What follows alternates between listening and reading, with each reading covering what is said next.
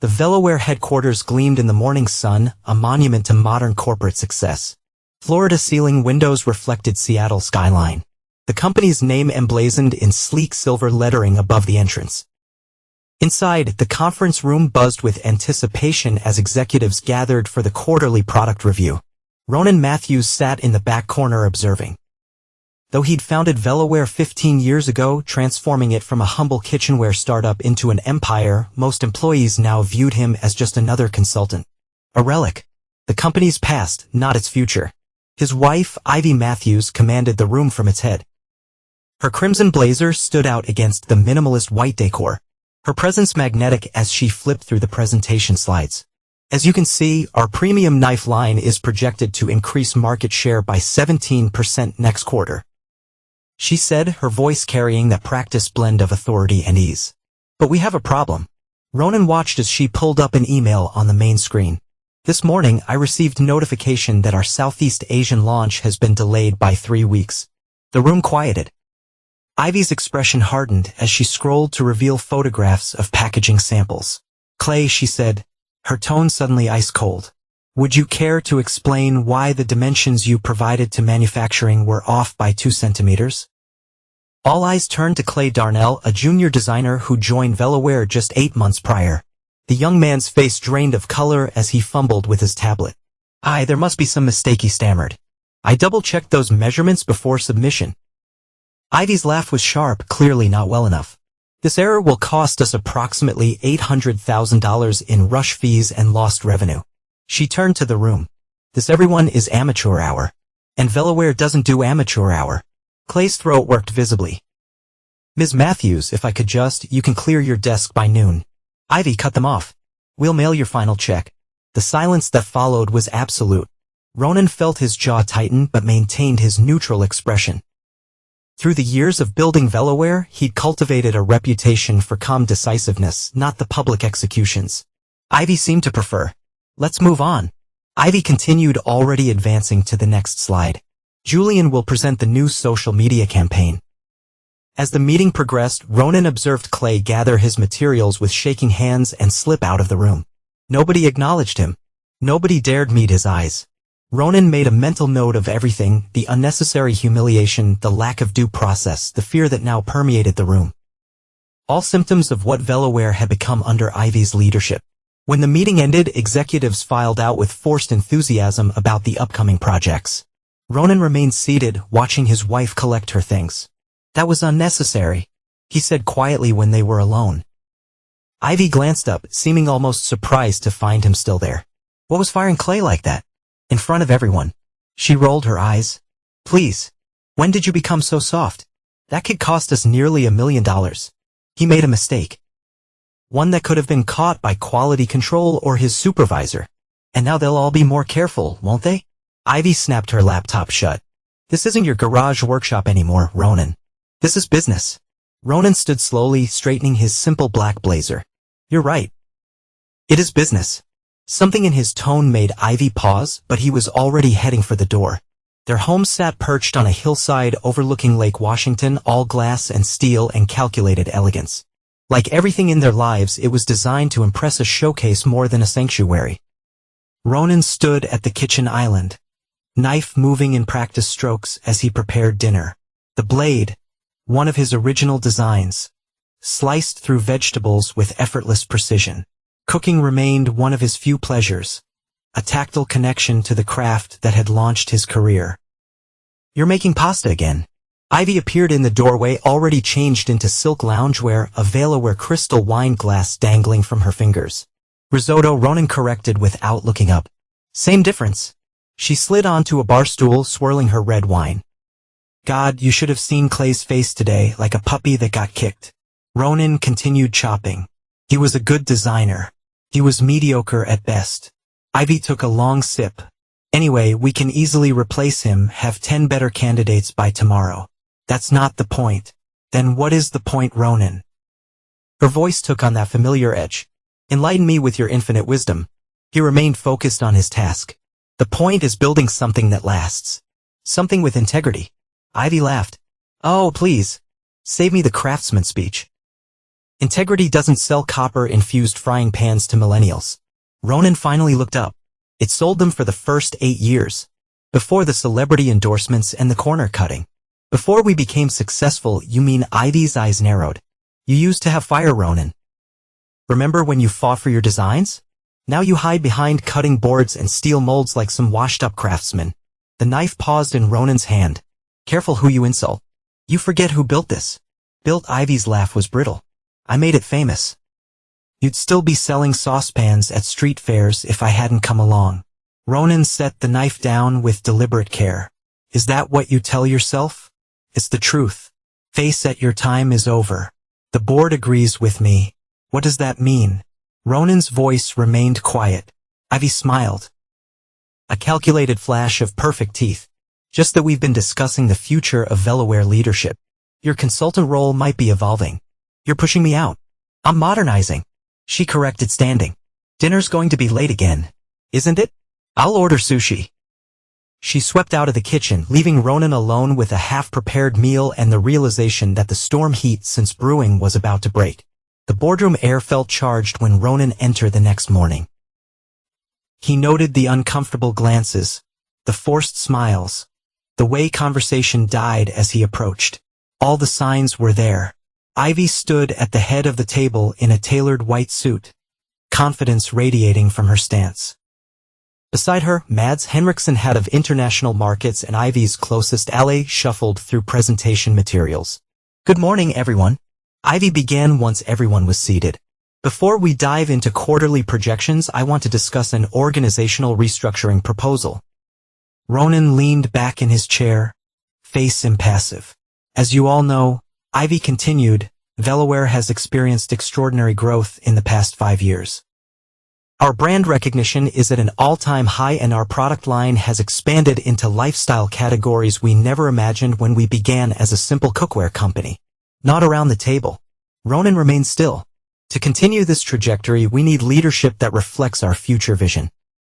Ivy's gaze swept the room, carefully avoiding Ronan. I'm proposing a streamlining of our executive structure that better aligns with our brand identity. Mads stepped forward. The market research is clear. Our customers respond to innovation, youth, digital integration. The old ways of doing business simply don't resonate with modern consumers. Old ways? Ronan almost smiled at the euphemism. Let's be direct. Ivy said Ronan's role as senior design consultant has become emotionally outdated. His vision, while foundational to our beginning, has become a branding liability. The board members shifted uncomfortably. No one looked at Ronan. We don't need incompetent people like him anymore. Ivy continued, her voice hardening. Let's clean house. I assume you prepared a formal vote. Ronan spoke for the first time, his voice calm. Ivy blinked, momentarily thrown by his lack of reaction.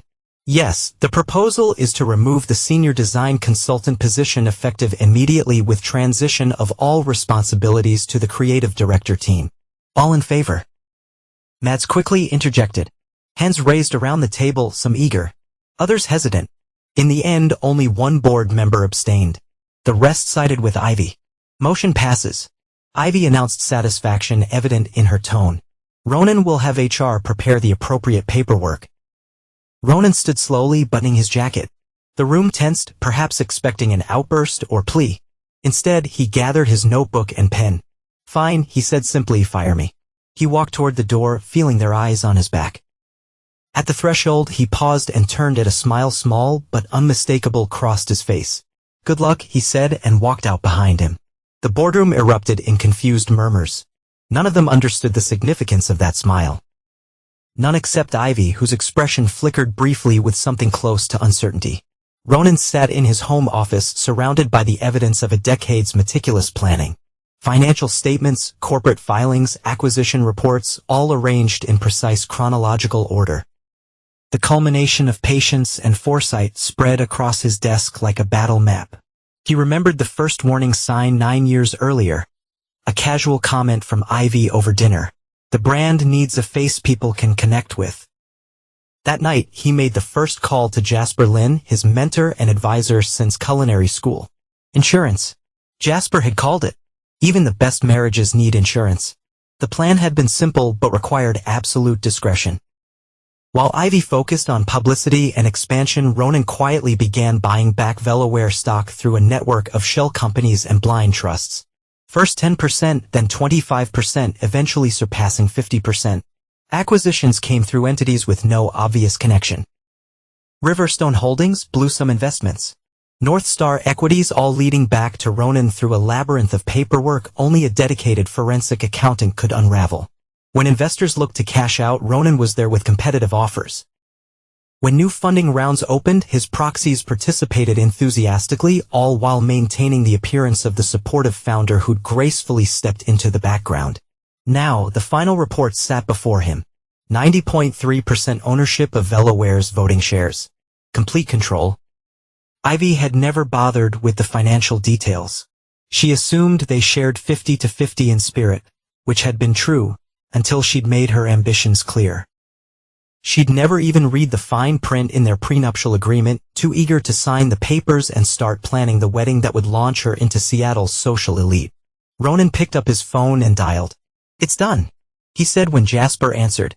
90.3. "Congratulations," the older man replied.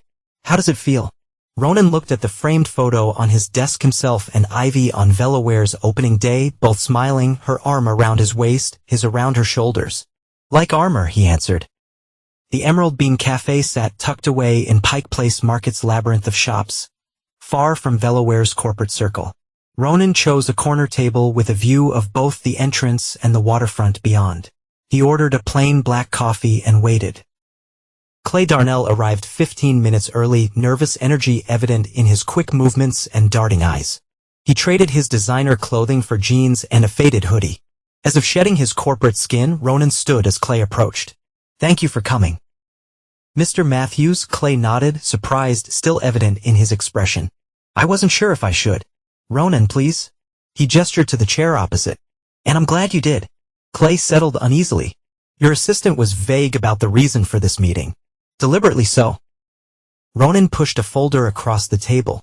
"I like you to look at these designs." Clay opened the folder, confusion giving way to interest as he examined the sketches inside. "These are kitchen implements, but different from Velaware's aesthetic." "Completely different," Ronan confirmed. "More functional, more honest. The balance on this chef's knife is incredible." Clay murmured, tracing the drawing with his finger. "In this handle design, it follows the natural grip pattern. You have a good eye." Clay looked up, wearing his returning. "Why show me this?" Ronan took a sip of coffee. "Because I'm offering you a job." "The job?" Clay's brow furrowed. "At Velaware." "After what happened, not at Velaware, at my new company, Forge House Company." Clay studied Ronan's face. "I don't understand." "I'm establishing an independent brand focusing on artisan kitchen tools. Handcrafted, sustainable, built to last generations. Everything Velaware used to stand for." Comprehension dawned in Clay's eyes. "You're going to compete with Velaware?" Ronan's expression remained steady. "I'm going to dismantle it." Silence hung between them as Clay processed this. Finally, he closed the folder. "Why me?" he asked. "I'm the guy who cost your company $1 million. "No," Ronan corrected. "You're the guy who made a minor measurement error that any decent quality control system would have caught. You're also the designer who created our 3 best-selling knife handles last quarter." Clay's surprise was evident. "You know about that." "I know everyone's contributions even when they don't receive credit for them." Clay leaned back, a hint of bitterness crossing his face. "Ivy took credit for my ergonomic design in that industry magazine interview." "She did," Ronan agreed. "That's how she operates." "And now you want revenge." "I want correction," Ronan replied. "There's a difference." Clay stared out the window for a long moment. "What will my role be?" "Head designer, full creative input, proper recognition for your work, salary double what Velaware paid you plus equity." Clay laughed in disbelief. "Sounds too good to be true." "The work will be harder," Ronan cautioned. "We start from scratch. No corporate safety net." Clay fingered the folder's edge, considering Velaware has resources, connections. "How do you plan to compete?" Ronan's smile was slight, but confident. "I built Velaware for nothing once. I can do it again, but better this time." With people who understand what craftsmanship means, Clay extended his hand. "When do I start?" As they shook, Ronan felt the first pieces of his plan locking into place. The private warehouse in Bellevue sat nestled among identical structures, anonymous except for its number. Inside, however, the space transformed into a craftsman's paradise: polished workbenches, specialized tools, and prototype cookware arranged with meticulous precision. Jasper Lynn stood examining a copper pan under bright lights. At 72, his hands remained steady, his eyes sharp behind wire-rimmed glasses. As Ronan's first mentor, he guided the transition from talented chef to visionary designer. Now, as trusted confidant, he served as both conscience and co-conspirator. "Your young designer has talent," Jasper commented, setting down the pan. "These prototypes show promise." "Clay works quickly," Ronan agreed, moving to a table covered with material samples. "He understands the vision." Jasper joined him, running his fingers over a swatch of carbon fiber composite. "Vision alone won't be enough. Velaware has market dominance, distribution channels, brand loyalty. They also have vulnerabilities." Ronan unrolled a large document supply chain map marked with highlights and annotations. 3 main material suppliers, 2 primary manufacturers, 1 distribution center handling 70% of North American shipments. Jasper studied the map. "You want to disrupt their supply chain? I want to control it." Ronan corrected. "Oak Ridge Materials is looking for investors. Their Indonesian facility supplies 60% of Velaware's specialized steel. Acquisition would be expensive, worth every penny." Ronan pointed to another highlighted section. "Global for Manufacturing is unhappy with Velaware's payment terms. They've been looking for additional clients." Jasper nodded slowly. "You're building a stranglehold. I'm creating leverage." The older man looked up, concern evident in his eyes. "This goes beyond business, Ronan. This is personal. It became personal when Ivy decided to erase me from my own company." Ronan replied, his voice hardening slightly. "When she started dismantling everything we built, revenge is a dangerous motivation. This isn't about revenge. It's about restoration." Ronan met his minor's gaze. Velaware meant something once. It stood for quality, integrity, craftsmanship. "And you want to reclaim that?" "I want to preserve it." Jasper moved to a workbench where a prototype knife lay next to its Velaware counterpart. "You picked up both, weighing them. So what's the strategy?" he asked finally. "Direct confrontation." Ronan shook his head. "You want to win? Let her hang herself. Then take the crown." Meaning Ivy believes in perception over substance. Image over quality. Ronan took the Velaware knife, testing its edge with his thumb. "I'll acquire control of their supply chain piece by piece. Quality will suffer. Deliveries will delay. Customer complaints will increase. And she'll blame her team." Jasper concluded, while pushing more aggressive marketing to compensate. "More promises. Less delivery." Ronan set the knife down. "When Velaware's reputation is sufficiently damaged, I'll reveal my ownership position and implement corrective measures." Jasper's expression remained neutral, but his eyes reflected understanding. "And Ivy?" Ronan turned away, moving toward a shelf of material samples. "Will receive exactly what she's earned." The older man watched him for a moment. "Remember what I taught you about knife making, Ronan? Too much heat makes the blade brittle. Too much force breaks it entirely." "I remember," Ronan replied. "But I also remember what you said about precision." "What was that?" "Cut once. Cut clean." Ronan looked back at his mentor. "No second chances needed." Ronan sat in his car across from Velaware headquarters, watching his employees streamed into the building. 3 weeks had passed since his removal. 3 weeks of careful positioning and strategic acquisitions. Now, as Ivy called an emergency product development meeting, he waited for his inside source. Julian Chin exited the building at precisely 11:47 a.m. Right on schedule. Tall and impeccably dressed, Velaware's marketing director made a show of checking his watch and frowning as he headed toward the nearby coffee shop. Ronan gave him a 2-minute head start before following. Inside, Julian had already claimed a corner table. His expression revealed nothing as Ronan approached and sat down. 7 minutes. Julian said without preamble. "I told them I need a caffeine fix before the afternoon session." Ronan nodded.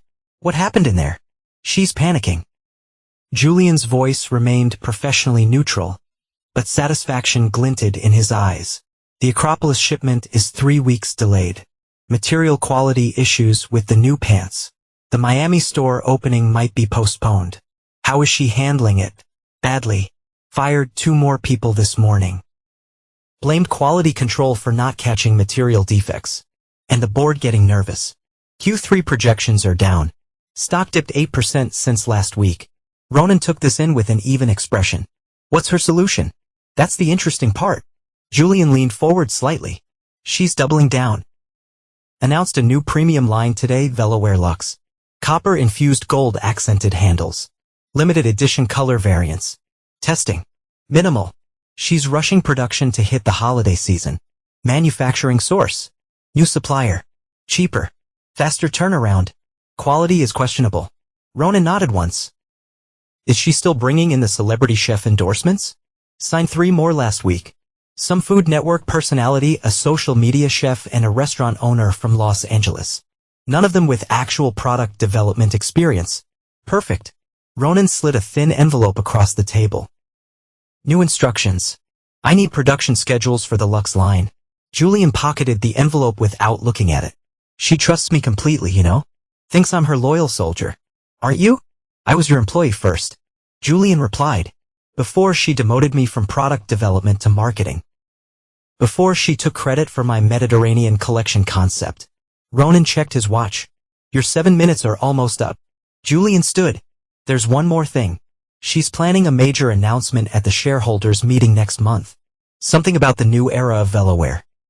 She'll have her new era, Ronan said. Just not the one she imagines. As Julian walked away, Ronan remained seated, mentally adjusting timelines. Ivy was accelerating her own downfall faster than he'd anticipated. All he needed to do was ensure he was positioned to capitalize on it. The restaurant buzzed with Seattle's elite tech entrepreneurs, local celebrities, and social media influencers all crowding the exclusive downtown venue. At the center of it all sat Ivy, radiant in a designer dress, laughing as cameras flashed and glasses clinked. Beside her, Marcus Kent, a food influencer with millions of followers and a carefully cultivated image of culinary expertise, kept his arm draped possessively across the back of her chair. His signature smile flashed on cue whenever phones pointed their way. Ronan observed from across the street, standing in the shadows of a hotel lobby, with clear sight lines to the restaurant's windows. Beside him, Clay shifted uncomfortably. This feels like stalking, the younger man muttered. It's reconnaissance. Ronan corrected. Know your opponent's movements. Still weird to see her with another guy when you're still technically married. Ronan's expression remained neutral. Our marriage has been a business arrangement for years. This is just the latest publicity stunt.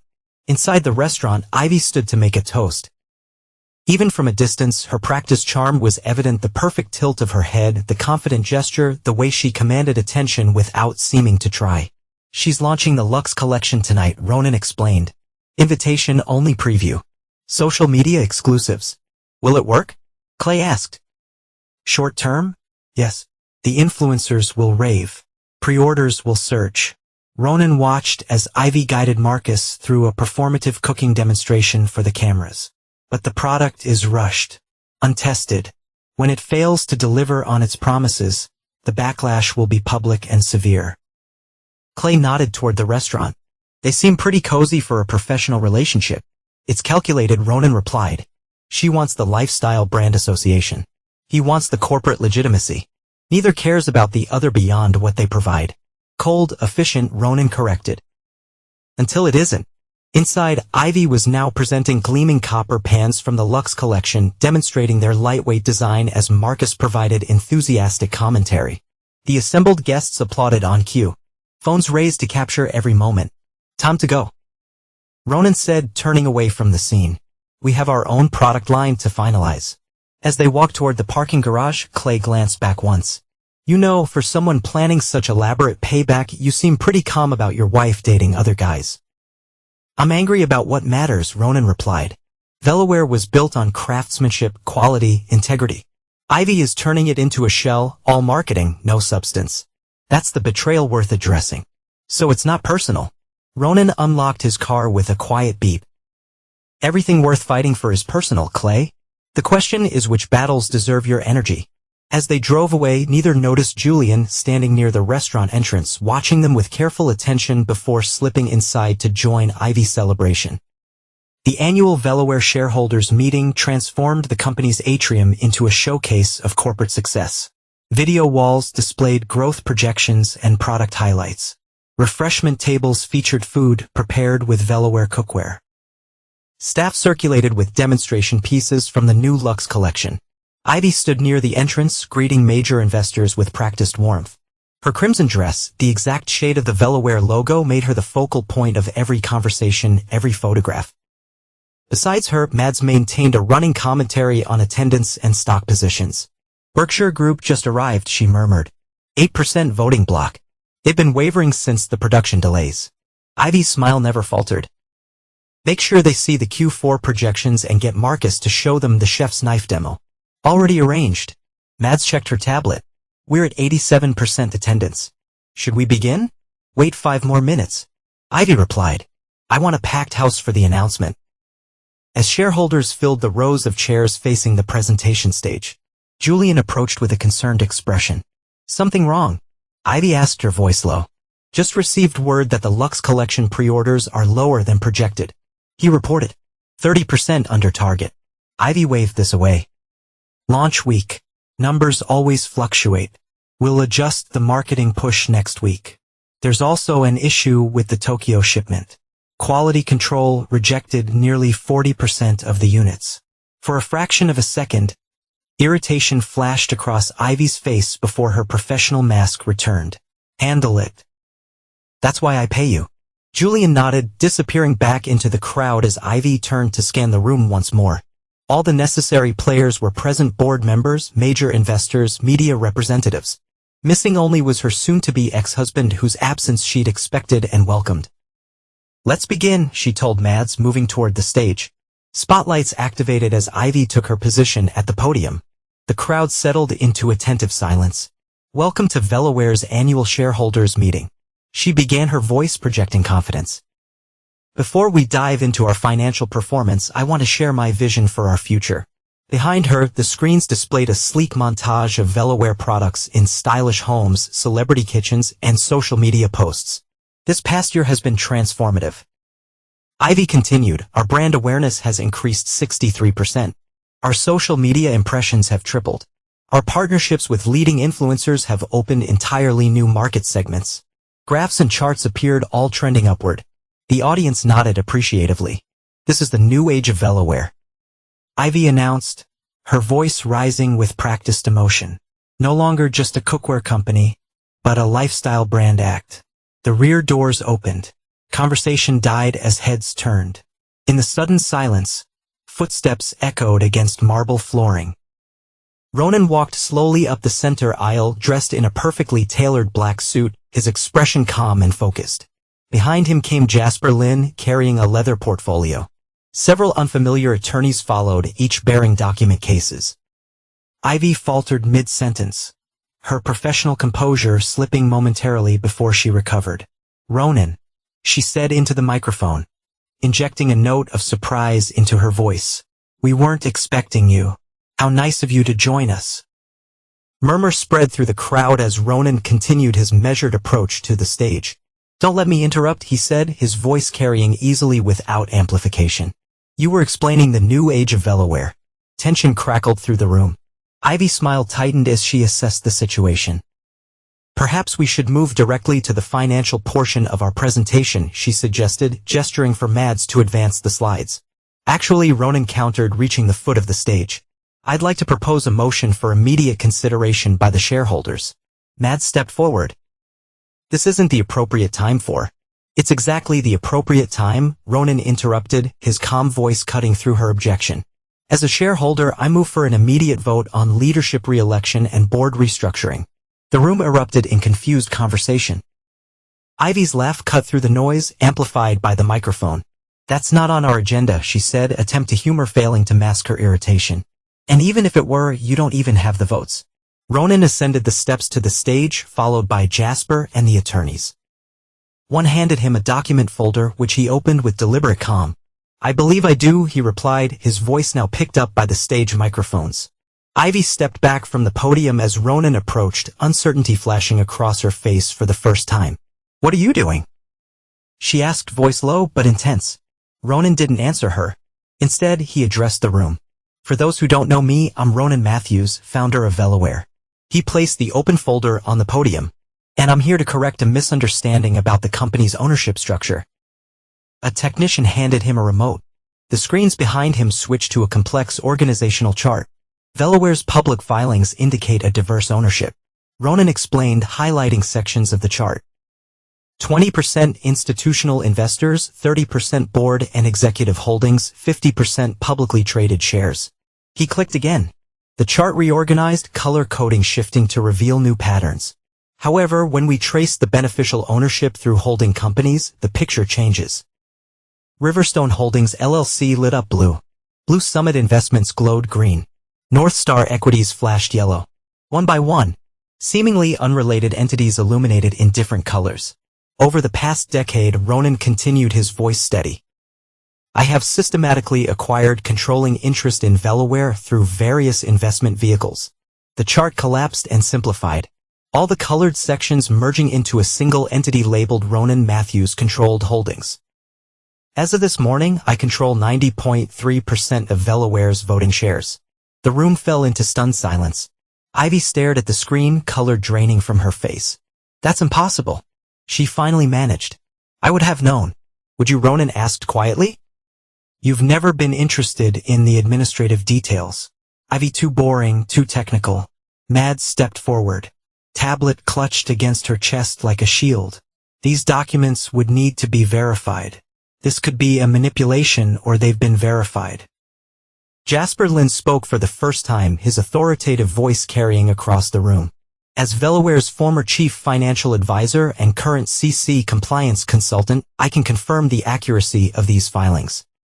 He gestured to the attorneys who began distributing document packets to board members and major shareholders. This is absurd. Ivy snapped, recovering her composure. Even if you've been buying shares, our marital assets are separately maintained. Ronan finished for her, as clearly delineated in our prenuptial agreement, which specifically excludes all business assets, royalties, and control shares. Gasp and whispers spread through the audience. Ivy's expression hardened. You've been planning this all along. She said, voice tight with anger. From the beginning, not from a beginning. Ronan corrected. Only from a moment you made it clear that Velaware's founding values were expendable. He turned back to the audience as controlling shareholder. I hereby call for an immediate vote on the following motion. Complete restructuring of Velaware's executive leadership and board composition effective immediately. Mads stepped forward again. This is highly irregular and potentially legal. Jasper interrupted. Completely legal and binding. All those in favor? Ronan asked, his hand raised around the room. Shareholders and board members, seeing the numbers, understanding the inevitable, slowly raised their hands as well. Motion carries, Ronan announced. Effective immediately. Ivy stood frozen, eyes darting between Ronan, the board members, and the exit doors. The careful facade of control had crumbled, revealing the panic beneath. You can't do this, she said, voice barely audible to the audience. We built this company together. Did we? Ronan asked, maintaining professional distance though they stood mere feet apart.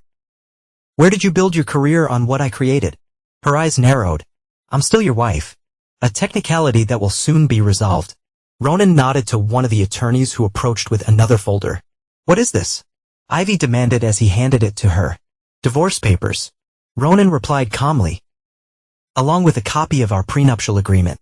I thought you might have misplaced yours. Ivy flipped through the document, fingers trembling slightly. This can't be right.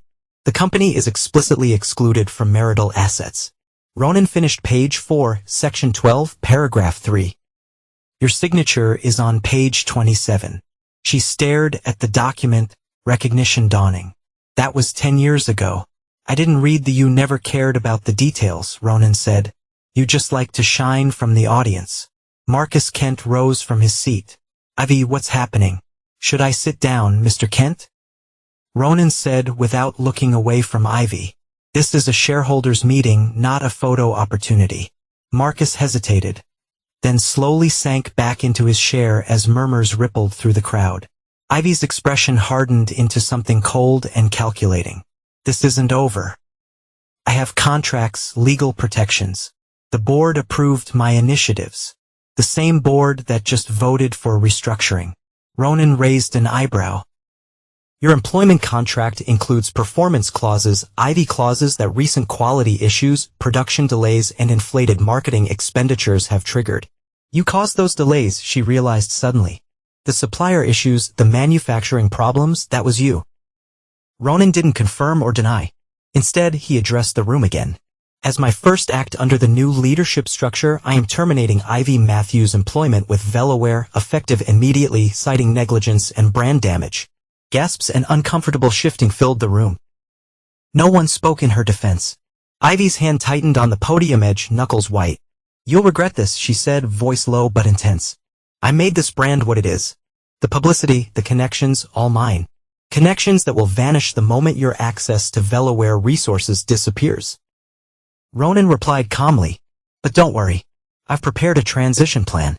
He turned to address the audience again. I'm pleased to announce that Julian Shun will be stepping in as interim CEO effective immediately. All eyes turned to Julian, who stood from his seat in the front row and made his way to the stage. He nodded respectfully to Ronan before taking a position at the podium. Thank you for your confidence, he said. I look forward to returning Velaware to its foundational principles of quality, craftsmanship, and integrity. Ivy stared at Julian in disbelief. You, my right hand, never yours. Julian replied quietly. Always the company's. And the company deserves better than what it's become. Ronan gestured toward the back of the room where Clay Darnell now stood. I'd also like to introduce Clay Darnell, who will be joining us as head of product development. Clay walked forward, confidence in his stride that had been absent during his Velaware employment. The irony wasn't lost on the attendees who had witnessed his humiliating dismissal months earlier. Ivy's composure finally shattered. This is a vendetta. Personal revenge dressed up as corporate restructuring. No, Ronan corrected. This is correction. Velaware will return to craftsmanship. No gimmicks. No hollow marketing. Just products that fulfill their promises. Mads stepped forward, attempting damage control. Perhaps we should adjourn to discuss transition details in private. Ronan shook his head. There's one final matter. He scanned the board members. Mads, Henriksen, your position as head of international markets is also terminated effective immediately. You can't, she began. Can't, Ronan interrupted. And I am. Your replacement has already been selected. From near the entrance, a woman in a tailored suit stepped forward. Several board members recognized her immediately. Alexander Reyes, former operations executive for Velaware's largest competitor. Ms. Reyes brings 15 years of industry experience and a commitment to sustainable manufacturing practices. Ronan explained exactly the expertise we need during this transition. Ivy gathered her things, fury evident in every movement. You'll hear from my attorneys. I look forward to it. Ronan replied. They can contact our legal department directly. Security will escort you to collect your personal items. Two security personnel appeared at the edge of the stage. The message was clear. Her time was over. S4 moved toward the exit. Marcus rose to follow her. Mr. Kent, Ronan called, your promotional contract with Velaware has been terminated as well. The termination fee will be processed per the agreement terms. Marcus hesitated, glancing between Ivy and Ronan, calculation evident in his expression. Then, without a word to Ivy, he turned and approached one of Ronan's attorneys, already discussing payment terms. Ivy paused at the door. The final betrayal registered on her face before she pushed through and disappeared. Ronan turned back to the shareholders. Now let's discuss the actual state of Velaware and our path forward. Ronan stood at the window of his office watching Seattle skyline fade into twilight. 3 weeks had passed since the shareholders' meeting. 3 weeks, a methodical reconstruction, but a knock at the door preceded Julian's entrance. The press briefing is ready whenever you are, he said, though you should know that Ivy's already made her move. Ronan raised an eyebrow. Which outlet? Business Insider. Full interview claiming corporate sabotage and hostile takeover. Julian placed a tablet on the desk, screen displaying the article. She's painting herself as the victim of an elaborate revenge plot. Ronan skimmed the piece. Any traction, minimal, 3 problems with her narrative. Julian ticked them off on his fingers. First, the quality issues are well documented and preceded your departure. Second, her relationship with Marcus imploded spectacularly when he realized she couldn't boost his brand anymore. He's given 2 interviews contradicting her version of events. And third, the Luxe collection. Julian smiled slightly. Consumer Reports just published their review, called it all style, no substance, and highlighted for major design flaws. Social media is filled with customer complaints. Ronan nodded. What about Mads? Attempting to salvage her reputation. She's distancing herself from Ivy's decisions, claiming she was just following executive directives. And the board, fully behind you now. Julian consulted his notes. The stock jumped 12% after the announcement of Alexander's appointment. Another 8 when we revealed the renewed focus on quality manufacturing. Ronan moved to his desk, reviewing the documents awaiting his signature. And Forge House Clay's prototype collection is ready for limited release. Waiting lists are already forming based on industry rumors alone. Good. Ronan signed the papers and handed them back. Schedule the press briefing for tomorrow morning. Short, focused, forward-looking.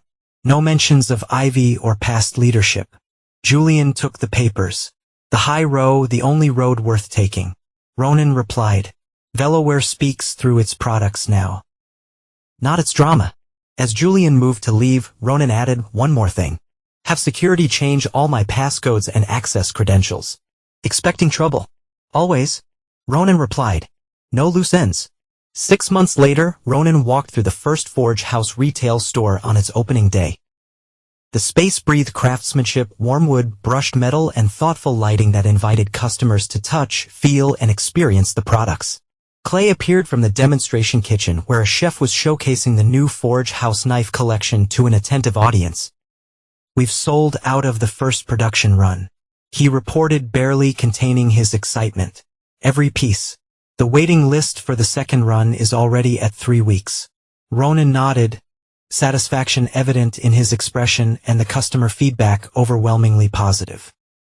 Clay's pride was palpable, especially about the balance of the chef's knives and the grip on the cast iron pans.